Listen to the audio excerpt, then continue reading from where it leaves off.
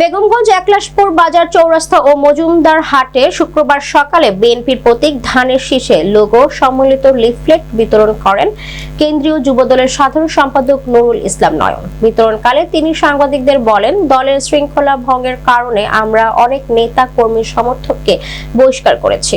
আগামী নির্বাচনে বিএনপি সরকার গঠন করবে ইনশাআল্লাহ।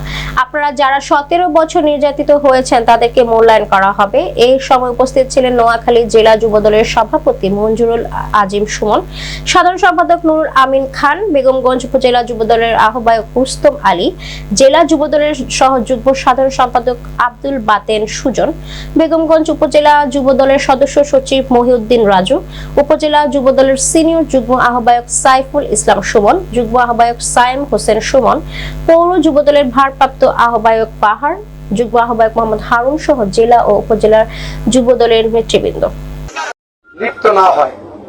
আমরা ইতিমধ্যেই তদন্ত করে যেসব জায়গায় আমাদের দলের নেতা কর্মীদের সম্পৃক্ততা পেয়েছি, আমরা বিভিন্ন শাস্তি দিয়েছি। আমরা কোথাও আমরা শোকজ করেছি, কোথাও বহিষ্কার করেছি, আমরা কোথাও কমিটি বিলুপ্ত করেছি, কোথাও আমরা মামলা করেছি। আমরা আমাদের যুবদলের প্রতিটি নেতাকর্মীকে বলতে চাই, আপনারা যারা গত 16 বছর স্বৈরাচার বিরোধী ধারাবাহিক আন্দোলনে নিজেরা প্রমাণ করেছেন, আপনারা প্রকৃত অর্থেই জিয়াউর রহমানের সৈনিক। কারণ দুর্দিনে আপনারা পালিয়ে যাননি।